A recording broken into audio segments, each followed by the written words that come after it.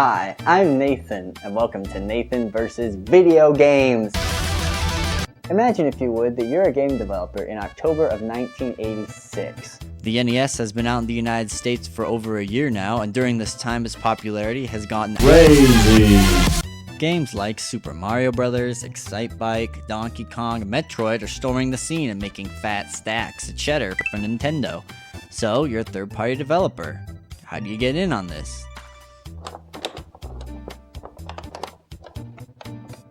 The first third-party developer to release a game for Nintendo in the United States was Bandai.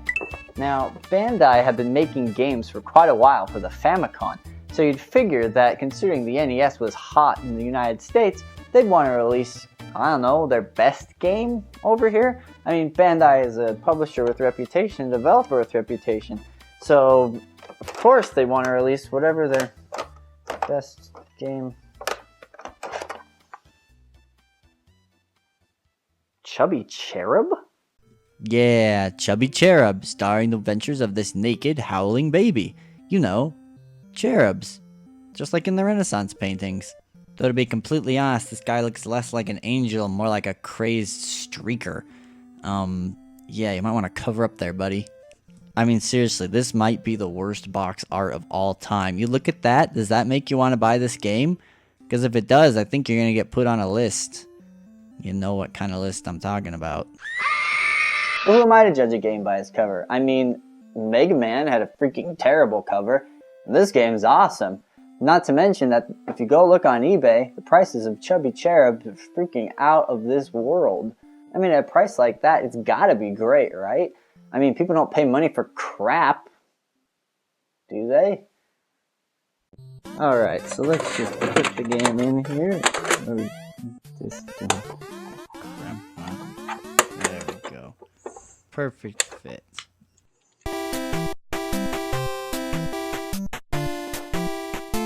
Well, hey, the music seems catchy enough, even though it looks like every other Nintendo screen from this era. So hey, way to be original, Bandai, but I'm stalling. Let's play the game. What?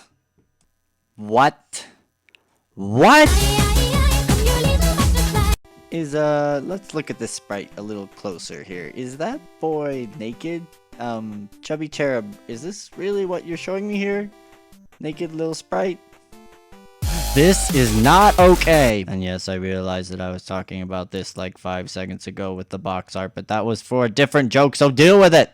Alright, no, you know what? Whatever. This is fine. Fine. I mean, it's not, you know, I'm not okay with whatever. We're just gonna start stage 1, part glasses face boy here.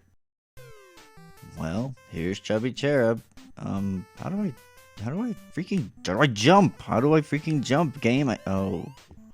So unlike most games, this one uses B to jump instead of A. Yeah, that's great. Just B. Sure. Why freaking not? Why not?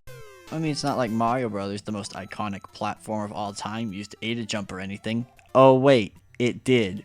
So, weirdly inverted controls aside, what you can do with Cupid is actually press and hold B to launch him up and he will fly in the air, you know, like a real Cupid.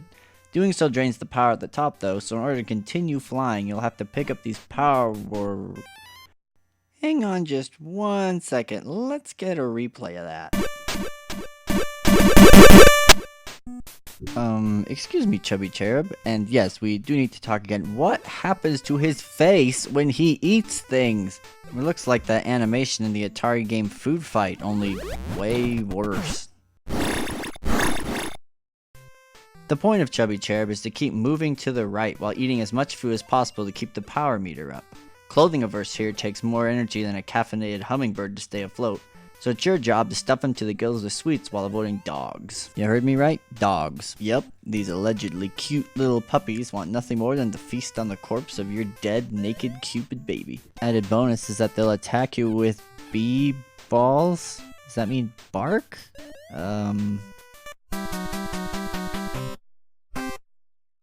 Oh good, I died. So now I get to start over from the beginning. More Chubby Cherub. Instead of, you know, playing any other game in existence.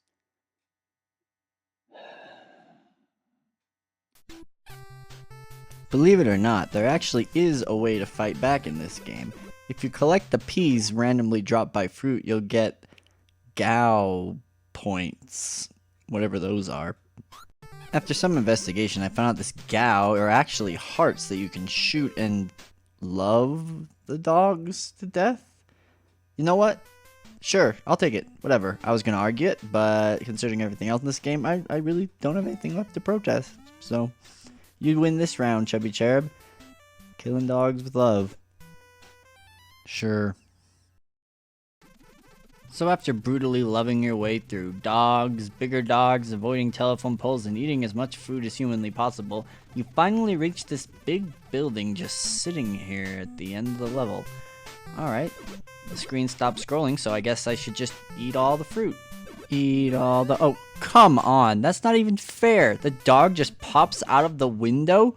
I mean, the game didn't even give me any indication of what I was supposed to do or that there was going to be a dog. Oh, you know what? Whatever. Fine, fine. Whatever. I'm not mad. Not mad one tiny little bit. Nope. I love Chubby Cherub. So luckily this game does have checkpoints, so I just gotta grind my way back to the end of that cursed house and just hope against hope that I don't accidentally get the dog. Apparently it's random. Oh crap! Okay. We'll just take this carefully and... Oh hey, it's Glasses Guy. Like from the screen before. It all makes sense now. Also, I think I figured out what the crap GAO stands for. Get another game. As it seems stage 2 and all subsequent stages are the exact same garbage as stage 1, I see no point in continuing playing Chubby Cherub. Although, it's weird that the Japanese version of this game actually makes a little bit more sense. It was released as Kubaki no Kutaru, where instead of playing an angel, you actually played as a ghost.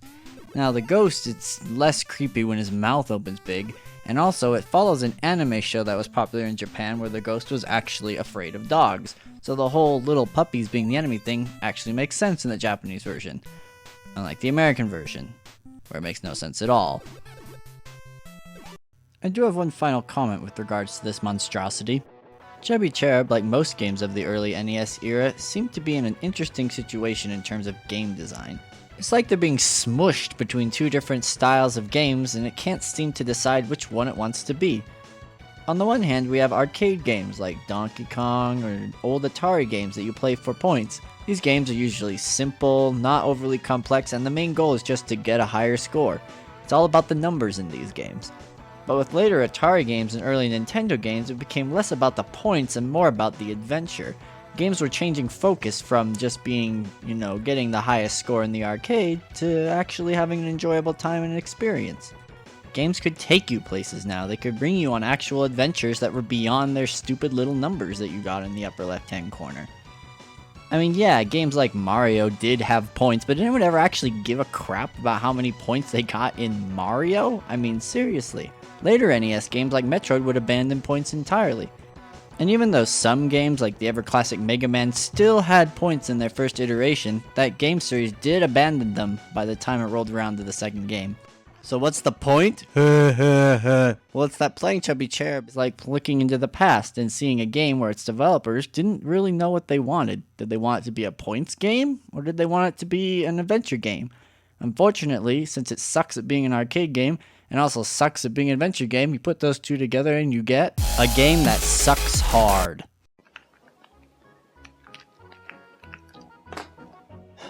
As the first third-party game to be released in North America, it's kind of pathetic that it's Chubby Cherub of all things. I mean, this game came out after Super Mario Bros. This game came out after freaking Donkey Kong. This game was literally the next game that came out in the United States after Metroid. Yeah, freaking Metroid. To be completely fair, the game is playable, which is more than I can say for a lot of really terrible NES games, but all that aside, it's just not fun. When you break it down to that level, what's the point of playing the game? Even if you're a collector, I highly recommend against buying this monstrosity. I mean, come on, your library will survive just fine without it, and as a game, it pretty much sucks. So, unless you're really into naked boy babies, in which case, I can't help you.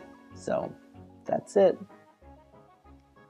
That's the review. How are you supposed to end these things?